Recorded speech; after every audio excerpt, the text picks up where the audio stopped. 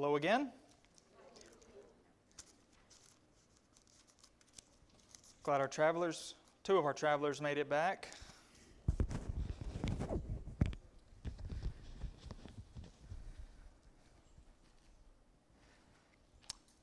We are starting in Acts 22.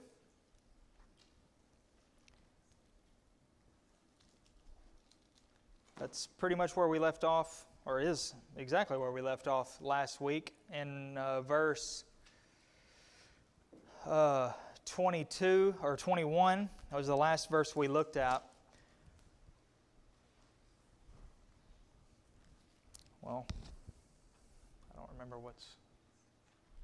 Okay. I was afraid to click it because I forgot what was next. But just to recap a little bit. I don't think that's supposed to be that scripture up there. We're in Jerusalem.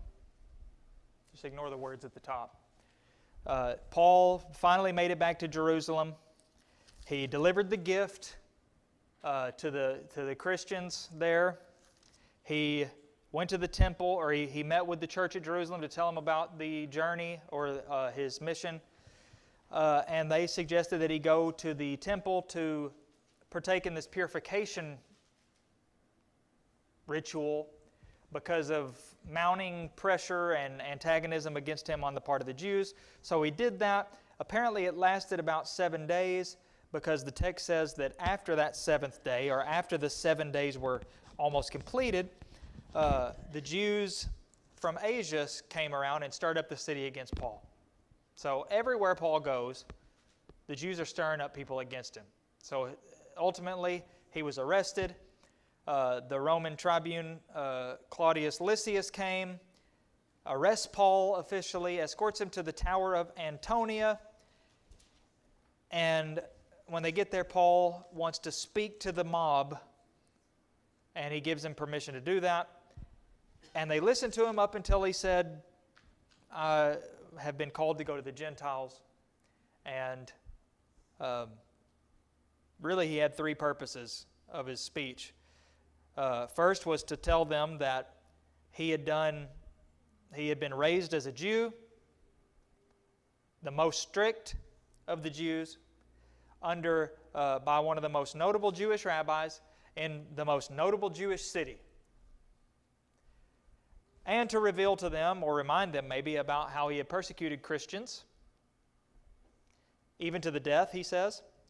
But then, I think probably the brunt of what he was getting at in all this was to get to the explanation of why he's doing what he's doing now. Yes, I was trained as a Jew. I was trained as a Pharisee. I'm of the tribe of Benjamin.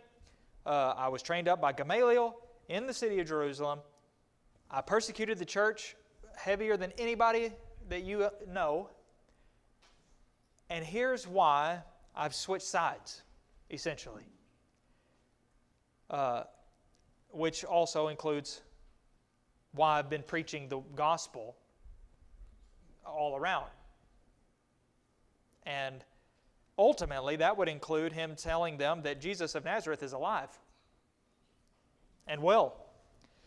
And the last words of his speech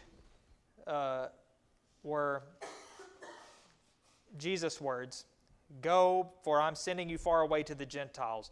And when the mob heard that word Gentiles,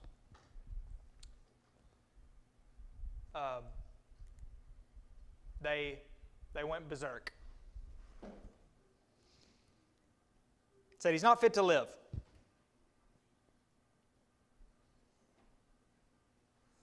So Lysias, there's the Tower of Antonia, by the way. It's an old picture, obviously. I don't think that tower's there anymore, but this is where Paul traditionally was taken and where he gave this speech. It was the Roman barracks at that time. Now it says Lysias decided, because here the people started doing these symbolic gestures. They started throwing their outer garments off.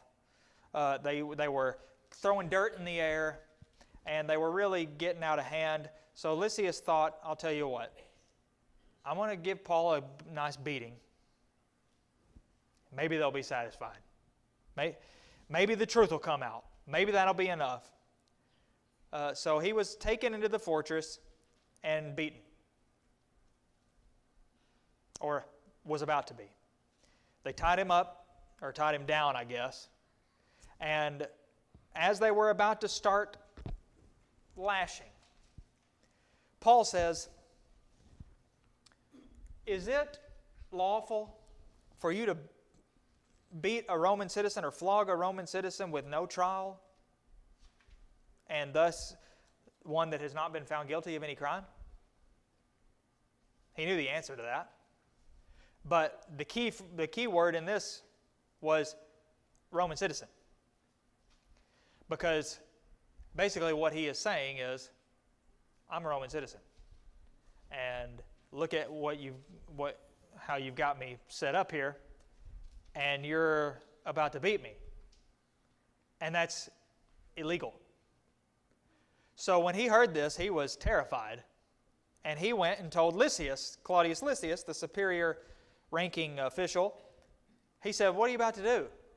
What are you doing? Do you not realize this man's a Roman citizen?" And so he goes and asks Paul. And he, for whatever reason, he throws in there that he had himself bought citizenship. There were apparently two ways you could have Roman citizenship. You could buy it, you pay money for it, or if you were born under the right circumstances and, I guess, locality, you were considered a Roman citizen by birth. Being a Roman citizen by birth was significantly higher than buying it. Well, Claudius Lysias was one who had purchased his citizenship. Paul informs him he was a citizen by birth. And so now Claudius Lysias is terrified. And the following day, he loosed him, the text says, which could have different meanings. But ultimately, I guess maybe we might say he literally loosed him. He took his handcuffs off, to put it one way. But then he was taken before the Sanhedrin to try to get them to come up with some sort of charges that were actually clear in view of what they were going to be doing with Paul. So Paul, that leads us to chapter 23. So Paul, again, he's just getting passed around. Jews seize him. Romans come. All right, take him back to the Jews, see what they say. What exactly are you accusing him of? And now he's before the Sanhedrin, the council, in chapter 23. And he says, you can imagine, traditionally it was 70 or 71 men. So he's standing in front of this semicircle of 70 some odd men who were probably all out to get him. He says, "Brothers, I have lived my life before God in all good conscience up to this day." It's one of the more infamous quotations of Paul. Not for without good reason, because the implication of that, for Paul, in Paul's case, when he says, "I have lived in all good conscience up until this very day," that would include when he was persecuting the church too. His conscience was fine, which we could have already assumed because he kept doing the thing. I mean, he was not a man who would keep doing something that his conscience was telling him that it was wrong. But now he admits it. In other words, he says, "I was in all good conscience when I was persecuting Christians, when I was arresting them, when I was voting for them to not be spared," which is a powerful lesson about the conscience that we've talked about before. It's not all that trustworthy. It is sometimes, to an extent. And that extent, to me, is again, that it works great as a red light, doesn't work good as a green light. Your conscience, if your conscience is heavy, that is a good enough indicator to not do the thing that's under consideration, or to stop doing what you may have been doing. But just because your conscience doesn't do that doesn't mean what you're doing is 100% automatically okay. And Paul is proof of that, because everything that he did when he was persecuting the Lord himself through the church, his conscience was totally fine. Didn't bother him a bit. He had been in the wrong, though. And now he knows that, and he was sorry. But he was still totally, his conscience was unbothered. Well, after he said this, I don't know if he said more than that or if that's just a sort of a summarized wording. It says, the high priest Ananias commanded all of a sudden that the men who were next to him to hit him in the face. It's lovely, isn't it? I don't know what he said at this point. I mean, he just started talking, and he didn't say anything out of line, doesn't seem to me, but they command him to strike him in the mouth. And the implication is that he maybe did do that. But at any rate, Paul responds, God is going to strike you, you whitewashed wall. Are you sitting to judge me according to the law, and yet contrary to the law you order me to be struck? Now there's some disagreement on exactly what this means. What was this statement, this rebuke? What was the point of it? One possibility is that the next part, when he says, would you revile God's high priest? And Paul says, I didn't know, brothers, that he was the high priest, for it is written, you shall not speak evil of a ruler of your people. Now, what he said in verse 3 is pretty plain as far as the second part. You shouldn't be commanding somebody to be hit like that. That's not in accordance with the law, so how can I even trust you to judge me according to the law?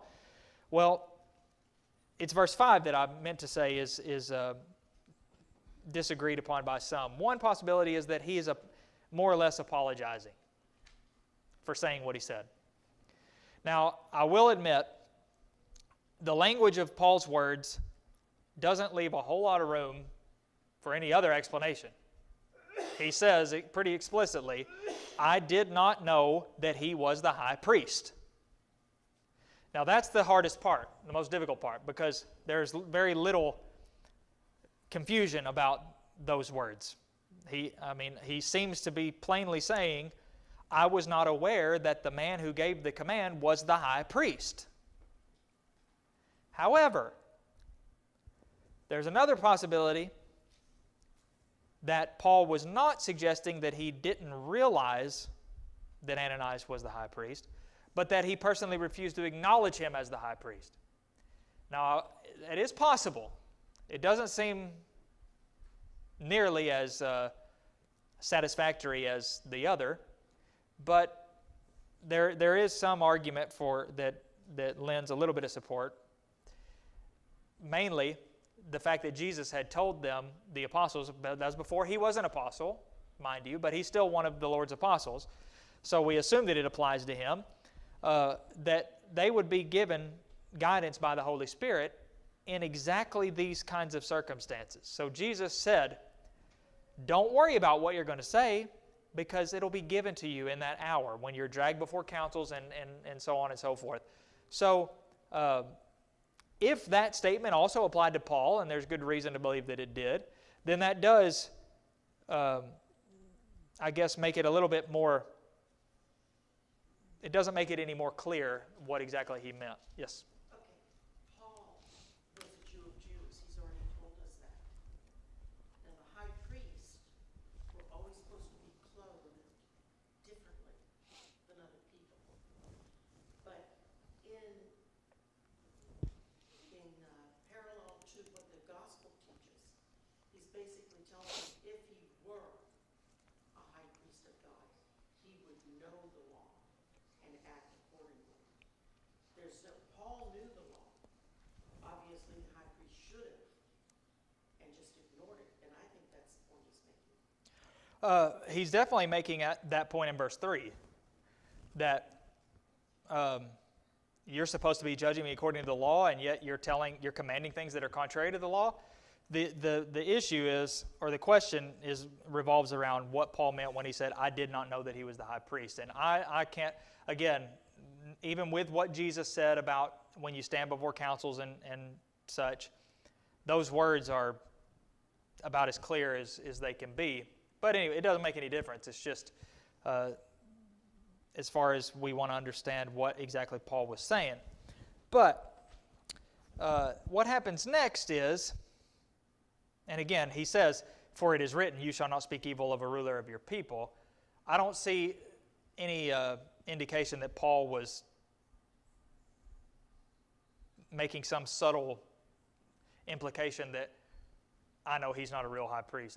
He's not my high priest, or whatever along those lines. Seems to be saying, I didn't know he was the high priest.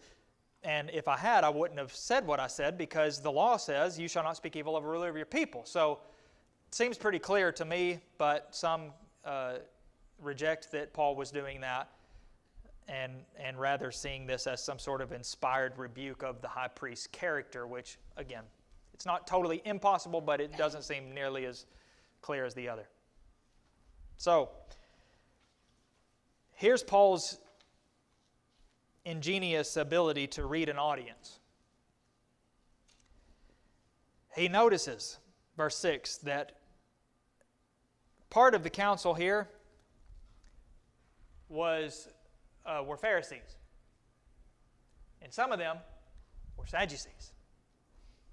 And he would have known a thing or two about Pharisees and Sadducees. So, he noticed that there were some Sadducees and some Pharisees. So, he continues and says, brothers, I'm a Pharisee, a son of Pharisees. It is with respect to the hope and the resurrection of the dead that I'm on trial. Now, that's all he had to say.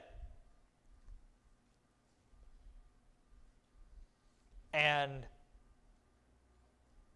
the whole thing fell apart. Now, he has divided his listeners. And not just divided them, now they're sort of going at each other. He's literally divided them in the sense of,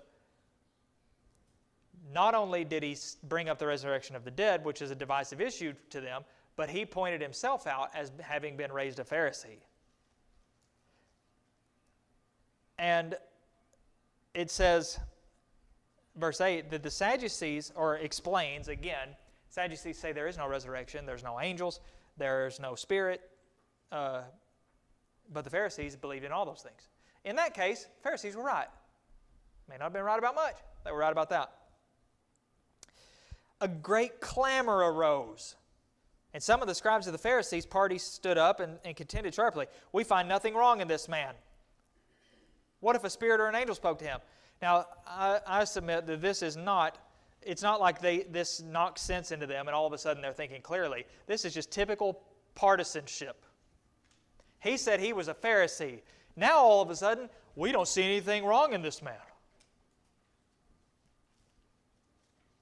What was it that convinced you? He said he's a Pharisee. And I'm a Pharisee. So, you see, that's just as crooked as anything. Now, they happen to be right that he didn't do it, there was no wrong in him in this case, but it doesn't seem like they had the only reason that seems to have been was that once he said he was a Pharisee or had been raised as a Pharisee, now it's us versus them. Yeah, Dean, do you have something? Well, too, Paul probably maybe had known some of these individuals because he was close to, he had gotten how much time had passed since he was, had gotten permission from the Sanhedrin to persecute the Christians. I don't know how long time had passed, but possibly he would have known some of these individuals that were on the Sanhedrin. Because that was his aim to become, I think, a member of the Sanhedrin. And so I don't want to say how much, especially since he said at the feet of Gamaliel. Yeah. I'm sure that those members of the Sanhedrin knew who Gamaliel was. Oh, yeah. And so like I said, I don't know if he actually literally knew any of them personally, but he would have known that there was, would have been the Pharisees and the Sadducees there. Yeah. He was smart.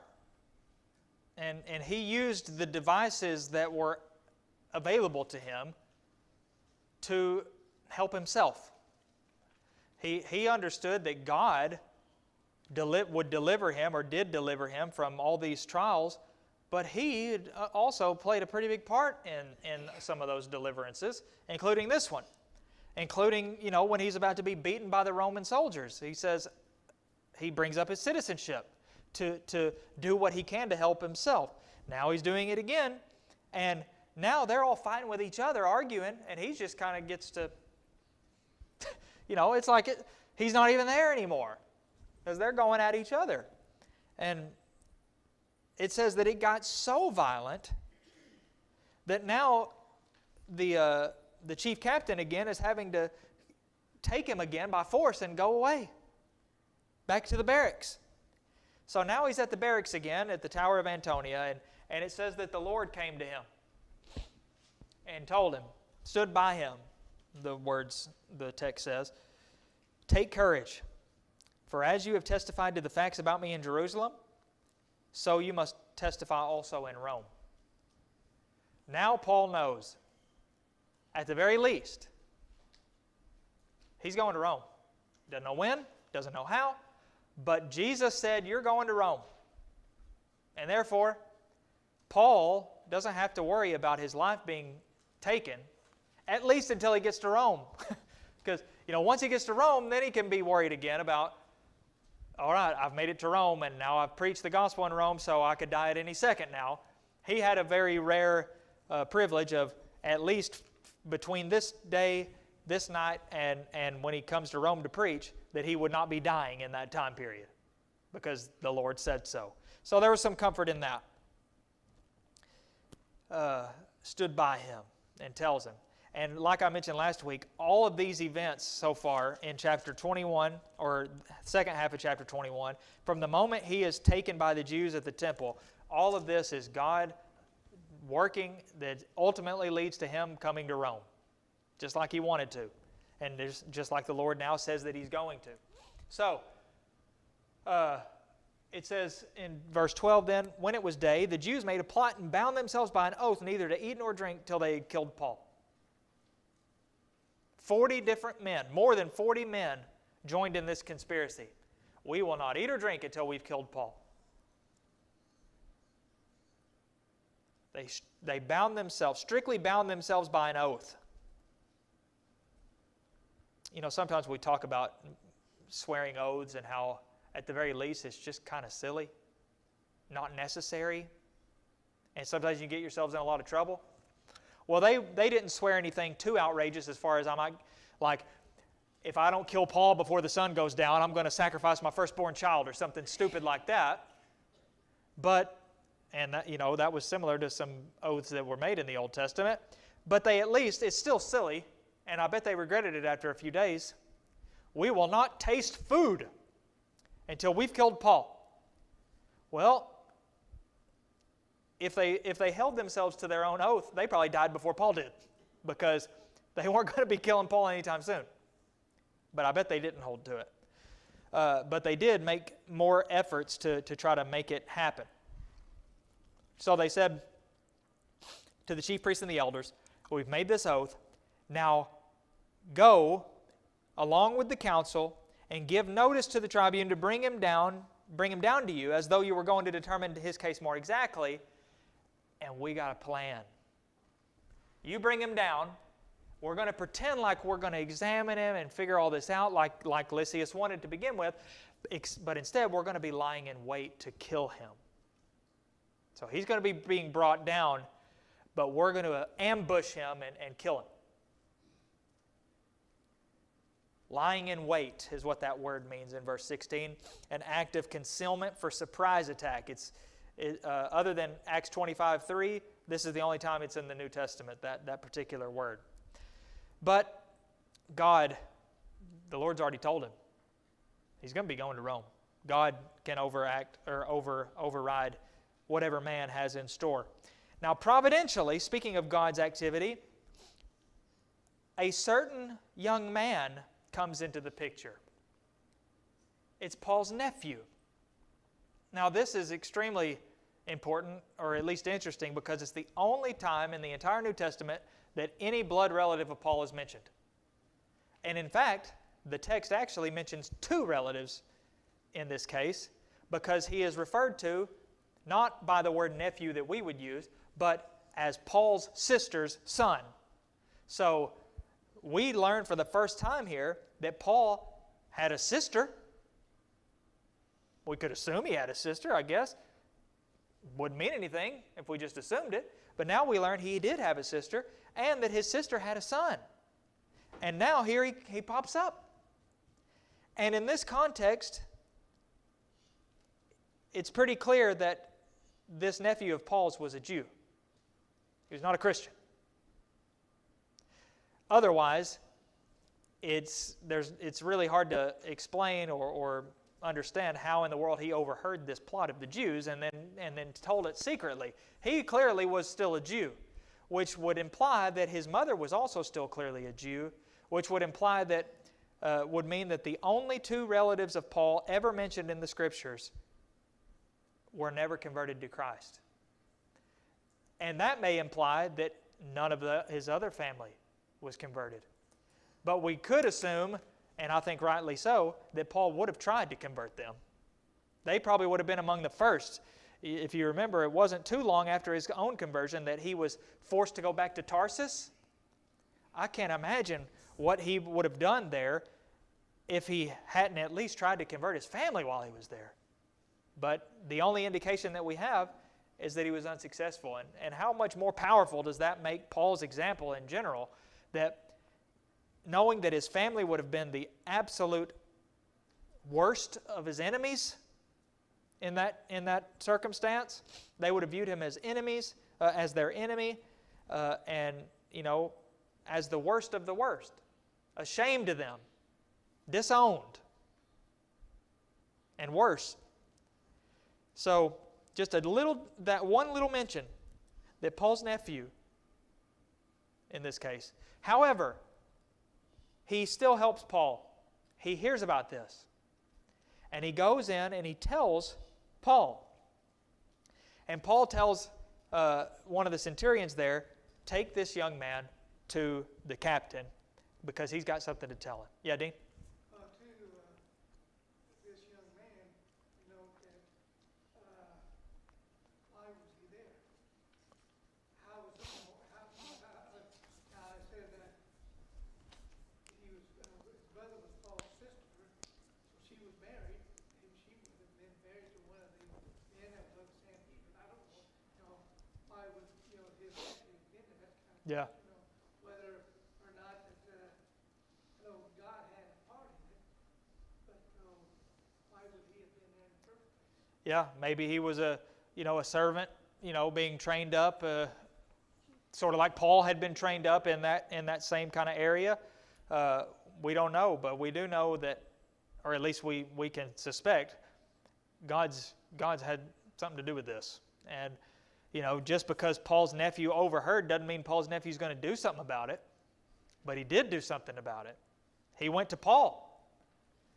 So it's just, again, Luke's habit and custom is just to give the barest of details usually, and then he moves on. And this is no exception, but just that little detail is moving, it's touching, and we learn about Paul's, again, the only two relatives that we even knew that he had in the Scriptures. Because Paul never talks about them. He talks about his Jewish countrymen, his kinsmen in the flesh in terms of Israelites, but he never talks about his own actual blood family, his immediate family. But here in the details of the narrative, two of them appear, or one of them appears and one's mentioned. So his nephew goes to the Claudius Lysias and he tells him what's going on. I overheard the Jews, they're going to ask you to bring Paul down, your prisoner down, to examine him, but they're really going to be lying in wait and they're going to kill him. So he said, thank you, I guess. Seems like it will be in order there. But he lets him go and he says, don't tell anybody that you've talked to me, that you've told me this. For his own safety, obviously. You don't tell informants, you don't need to go telling people that you did this, because then he would be in a lot of trouble, to say the least. So he dismisses him, and he says, don't tell anybody that you've told me this. Now, he immediately calls 2 of the centurions, and he said, listen to this party that he's got together. Whoops. He says, get ready 200 soldiers and 70 horsemen and 200 spearmen. Now, I'm no mathematician, but I'm pretty sure that's 470 people. Anybody want to check my math? That's a lot of men. I don't know what else to say other than that. He was not taking any chances, because he's just been told there's at least 40 men that are all in this together. I don't know if all 40 of them planned to ambush at the same time. Probably not, but just in case. I mean, he was ready. He was not going to let these renegades get away with this. So he was extra careful. 200 soldiers, 7 horsemen, and 200 spearmen to escort Paul to Caesarea, back up to Caesarea. So now that's where Felix, the governor, resided. So going back up to Caesarea. Dean, do you have something? Well, we know that why this ruler did, because he was responsible. And by him being a Roman captain, it was his, jurisdiction. And if anything happened, he would be held accountable for it. Yeah. He could have lost his life, so he was watching out for himself. Yeah, he's going to protect Paul with everything he's got. He's not going to take any chances. So Paul's nephew not only saved Paul's life, but he may well have saved Claudius's life. I mean, Lysias, for letting him know about this. So well done him. And again, can't help but see God's providence behind it all. So they're en route to Caesarea, but first they stop at a place called Antipatris, something like that. I'm sure that's wrong, but there it is. It's in southwest Samaria. The further north you get, the prettier it gets in Israel. I would call it objectively, but I guess some people might think brown desert is pretty, but not me. So the soldiers get there. The next day, he tells the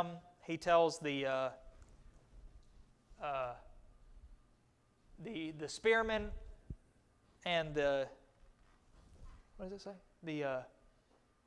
The spearmen and the foot soldiers, they can go ahead and go back, but the horsemen come with them.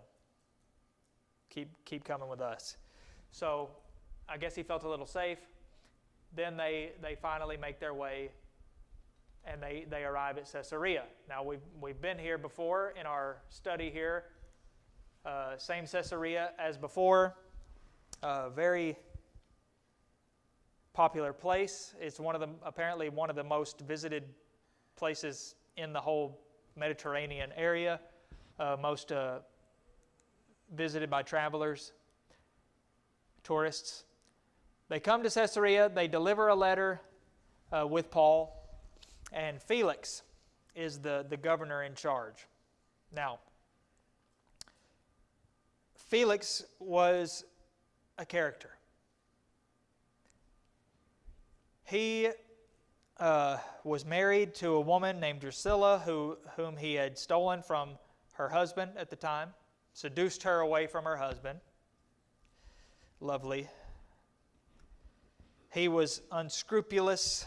He had once been a slave, obviously risen pretty high in power. That can be a good thing for a leader, or it can be a very bad thing for a leader. All depends on their own heart, I guess. In Felix's case, it was not good, because now he rules like someone who was once a slave, in the sense of, I'm going to soak all this power up and I'm going to treat people the same way that I was treated, rather than using that to be for the opposite and want to make it life better for other people. He just wants to make life better for himself. So he gives an explanation to Felix in this letter. Basically, the Jews are about to lynch this man. I rescued him after I learned he was a Roman citizen. I presented him before the Jews, but their charges were ridiculous and there was nothing there. But now his life's in jeopardy, and so I'm sending him to you. And his accusers, if they want, they can make their case before you. So that was what was in the letter. And let's see, what verse are we in now? On reading the letter, he asked what province Paul was from, and Paul said, I'm from Cilicia, and for whatever reason that prompted Felix to say, okay, I'll give you a hearing when the accusers arrive. And he commanded him to be guarded at Herod's Praetorium. I don't know why the province mattered. What if he had said I was from some other province? I don't know what he would have responded, but for whatever reason, he says, all right, I'll deal with it whenever your accusers come. Well, 5 days later, the high priest Ananias comes down with some elders and a spokesman named Tertullus. And they laid the whole case before Felix, the governor. They said, they really buttered him up first, highly complimented him, and it was total baloney anyway, everything they said.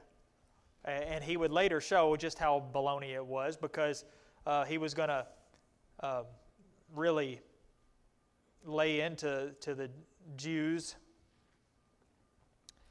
and the very people that are complimenting him. He was just no good. He was a wicked, reckless, ruthless man, like many rulers. Paul was charged as being a plague on the nation and a ringleader of those who would overthrow Rome. Not true and not true. But it would resonate with a man like Felix. He was also accused of profaning the temple. Also not true. And then he recognizes that Felix, he says, I know that you're smart enough to see that what we say is right. It's the most manipulative way of trying to put it. Like, we know that you have sufficient wisdom and intelligence that you'll agree with us. That would be enough to make me tempted to just go against whatever they said. If somebody threw a line like that to me, I know you're smart enough, you'll agree. Well, got news for you. I don't.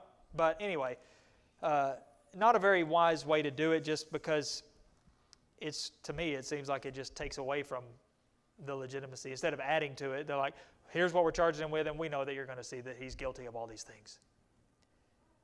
And the other Jews said, amen, brother. So Paul's going to defend himself for a third time very quickly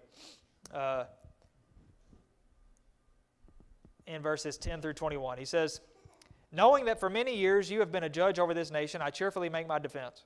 You can verify that it's not more than 12 days since I went up to worship in Jerusalem, and they didn't find me disputing with anyone or stirring up a crowd, either in the temple or in the synagogues or in the city. Neither can they prove to you what they now bring against me.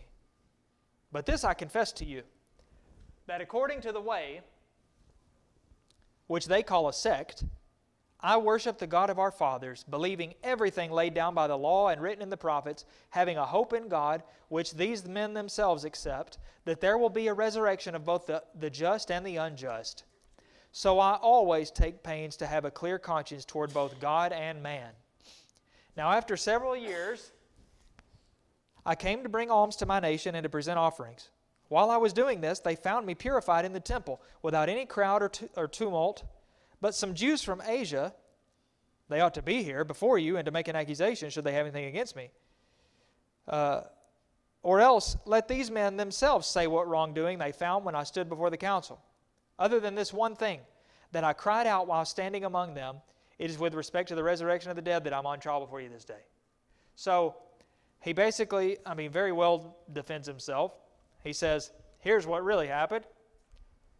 I came to Jerusalem 12 days ago, less than 12 days ago, to go up to worship. They did not find me stirring up any crowd. I wasn't disputing, I wasn't arguing, I wasn't fussing, I wasn't doing anything. Including the other things they said I was doing. But I will confess this, that according to the way, Christianity, in other words, I worship the God of our fathers being a Christian, just as all the prophets in the law anticipated that a person should do. Because I have a hope in God, the same hope that these men will even tell you that they have, that there will be a resurrection of the just and the unjust. But verse 16, I always take pains to have a clear conscience toward both God and men. There it is again. I have a clear conscience because I always take pains to have a clear conscience before both God and man. Both are important. You may not always be able to have a clear conscience or have a clear record toward God and man, because sometimes to have a clear record toward God, it's going to automatically condemn you before men, like Paul himself. But he still takes pains to have a clear conscience before God and man. Well, after he said this, Felix, Luke interestingly includes that he had a rather accurate knowledge of the way. How did he get that? I don't know. Put them off, saying, well, when Lysias comes back, I'll decide your case then. He didn't seem too bothered by any of this.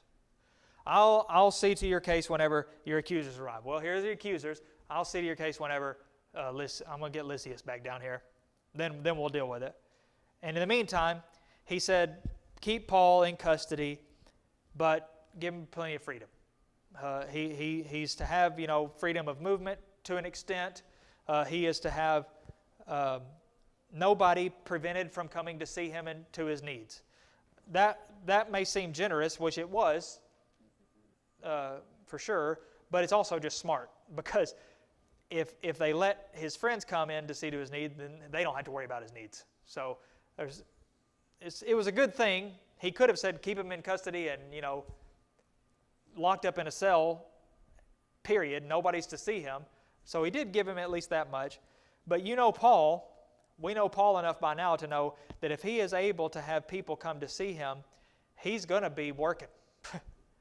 He may be a prisoner still technically, but if there are people that are able to come and see him, he's either going to be preaching to them or he's going to be sending them out, men like Timothy and Titus and Luke probably, Silas, even though we don't read about him anymore, and other men that he names at different times. He's going to be sending them out here, there, everywhere. He just does not ever stop working for God. Because again, he always takes pains to have a clear conscience toward both God and man. So that's where we're left halfway through chapter 24. He's still in custody, just by somebody else, still not out of the woods, but God's by his side. The Lord's already told him, you will go to Rome and preach. And before long, he's going to be on that ship. Spoiler alert.